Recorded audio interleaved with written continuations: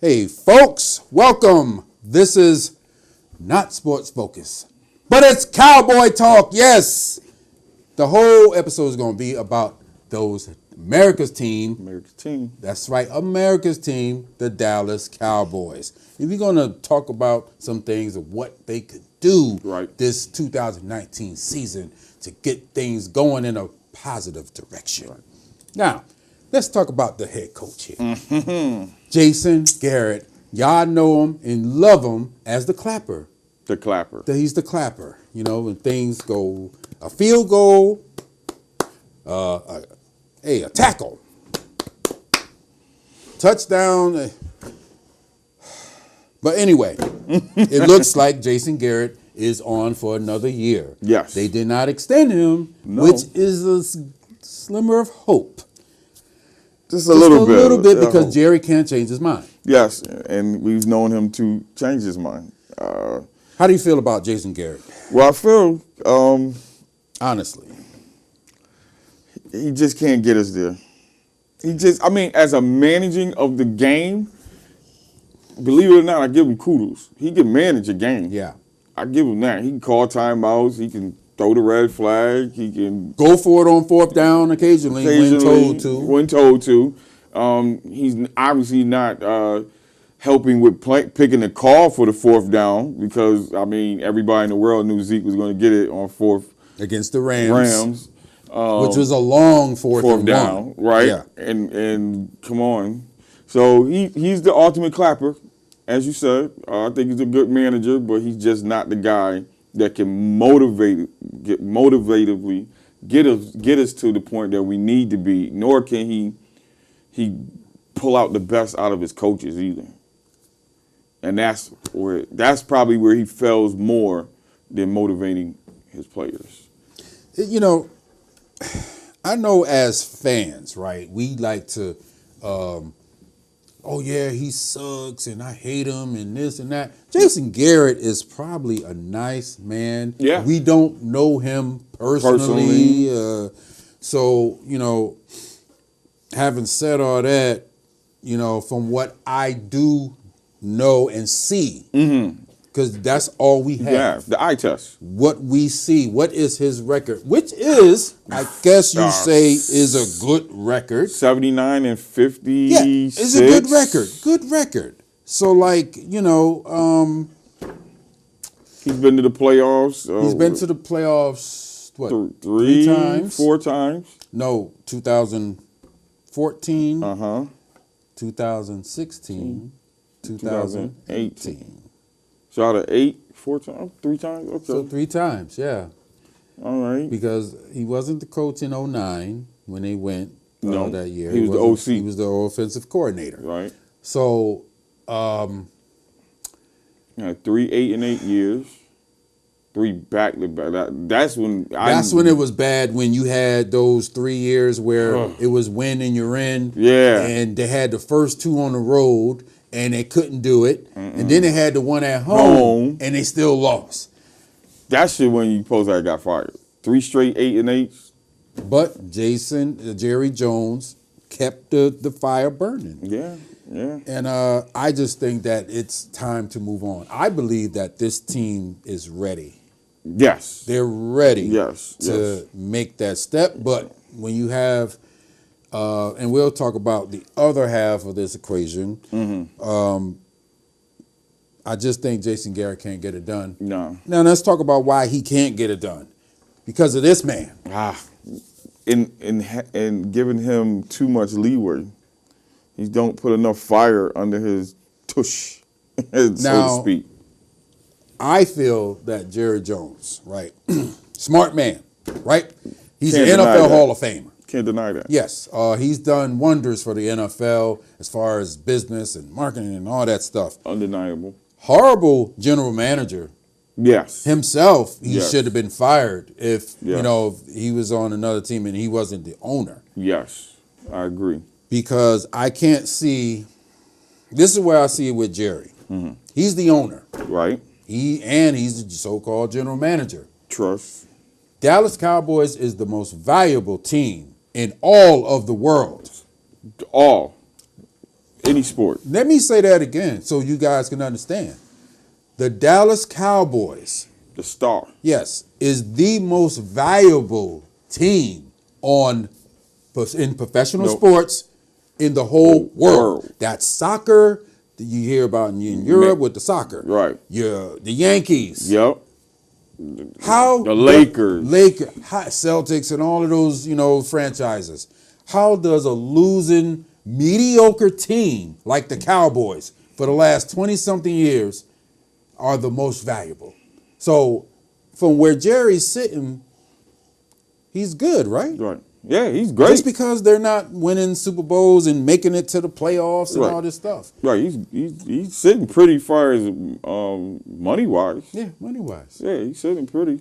But the reports are now that he's like, man, listen, I won a championship. He's seen his good friend McNair in Houston pass away, and Jerry's no young chicken. Yeah, he's about 70-something years old. Yeah, so he's getting to the point where he's desperate and ready to see this happen, and he knows he has to step out the way. And a theory of mine why Garrett didn't get a extension is, one, he doesn't deserve it. Let's put that out there. Okay, he does not deserve it.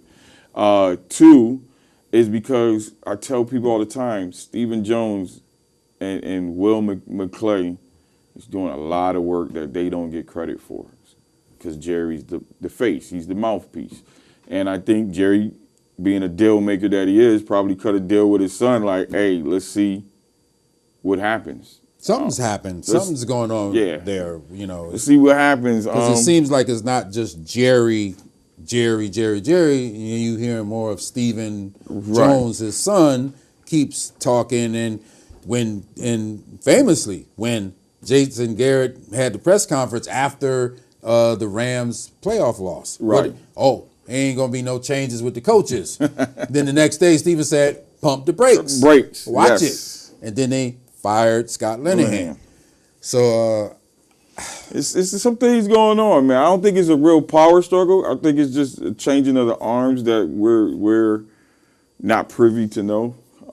That's coming down. I've been saying it for years. That's coming down the pipeline.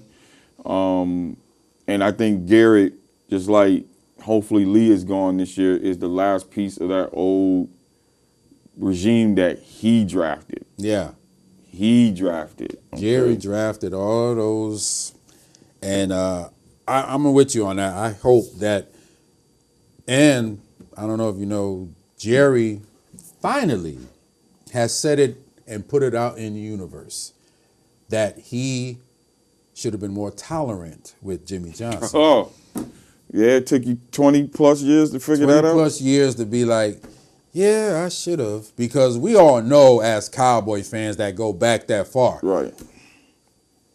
If things would have just been left alone, the Cowboys would be what the Patriots are right now. Yes. And we probably would be the first teams to run off multiples back to back.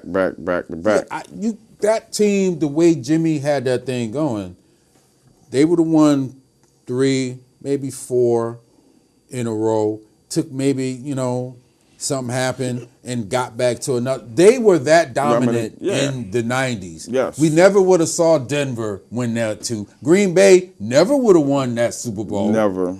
Because at that time, the Packers couldn't beat the Cowboys to save their life. And to prove our point that what we're getting at is Switzer should be kissing the feet of Jimmy because he got a ring because those were all Jimmy players, every last one of them. Yep.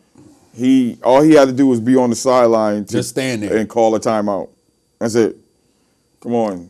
He had the easiest route ever. To further illustrate our point, watch America's Game, the 1995 Dallas Cowboys. That's on NFL Network, or you can just look it up. That really shows, and I don't know if have you seen it, but I've seen parts of it. That really shows that I can really truthfully say that the 1995 Dallas Cowboys is one of the greatest teams ever. Because what team can win a championship without a head coach? Right. And that's exactly what the Cowboys did. Right. That's how tough the Cowboys were. Now imagine Jimmy still there. Goodness. He would have replaced the talent. Yep. Guys that was getting older, whatever it is, he would have did that what Belichick is doing now. The triplets would have played together longer. Yup. You know, things happen, injuries happen, of course. But he would have drafted Randy Moss. I think we know that. Yeah. Jimmy would have drafted Randy Moss. And Randy reminded us every time he seen us. So, yeah, he did that. So, Jerry needs to get out his own way. Yeah. Yeah. He really does. And by what you just said about him a few minutes ago is now you're seeing that age is taking a point on him. You know, that's when you get old and older, you notice people start, you know, wanting to get things off their chest and come clean and right about that. get right and right all about that stuff. So, you know, I think Jerry's at that stage, and I really think this team is ready. Better coaching this year. I think we'd have made the Super Bowl. Talking about coaches, we have a new offensive coordinator, Kellen Moore. Yes. I'm going to hold off on Kellen Moore because, yes, he wasn't as good as a player. Right. But some of the greatest coaches in ever history didn't play football. And some didn't play that well if they did play. I.e. Belichick. Belichick didn't play a down in his play. life. He didn't play. Bill Walsh never played football. Right. Bill Walsh is regarded one of the greatest coaches ever. Oh, yeah. All day. That's not to say Kellen Moore, but let's give him an opportunity. He's young. He's right there with Dak, so maybe, you know, they can get that connection going and this Dak-friendly offense that they say. Ain't nobody saw Sean McVay coming. Nobody saw that. When they hired him, everybody was like, who? What? So, you know, I'm with you. I'll reserve I'll wait until this time next year. And then say, he sucks. Yeah. He need to go. Right. He's this. Right. My thing with this, and I talked to you before, I just hope they don't have the same playbook that Linehan was using. So he's just calling different plays at different times. Yeah, I hope not either. I hope they let this young man be innovative. I hope so too. Because that's what everybody's calling for. Jerry's called for it. Troy Aikman's called for it. Tony's called for it. Everybody. Tony threw some shade at the Cowboys. He said the plays is going to pretty much be the same. So I don't know. Yeah, let's hold off on this. We'll see. We also have another new coach. He's the quarterbacks coach. This is John Kitna. Veteran. This I really do like because Dak Prescott was really good who was basically in his ear? Tony Romo. Right. This guy, he was a decent quarterback. Right. Not no Hall of Famer, but he can get the job done. Right. And I'm sure with his experience in talking to Dak, better than Kellen Moore, I would say, but should help Dak. And to be honest, Kellen Moore, you know, I know he didn't get a lot of credit, but he did help Dak in that second half of the season, man, get up off the mat, you know, for what it's worth. You know what I mean? Amari came in. When Amari came in, you know, so, but I think John Kitna is definitely a great choice for quarterback coach. So I think we'll get these mechanics down tighter, accuracy more tighter. And that's all we can ask from Dak. The only downfall as a Dallas Cowboy fan right now is that if the Cowboys do make it to an NFC Championship game or a Super Bowl, Jason Garrett is there for life. Yes. So forever, ever. As a Cowboy fan, that's what we have to look forward to. We want to root for our team, but in a way we don't because we don't want Jason Garrett in there, and we have no choice. Oh man, that's only one time we talk about the Cowboys another time. But as of right now, I hope you enjoyed our Cowboy Talk. Thank you, Mr. Zarrell Stallings. Thank you for having me, sir. All right, we're gonna get it in again. Peace. Peace.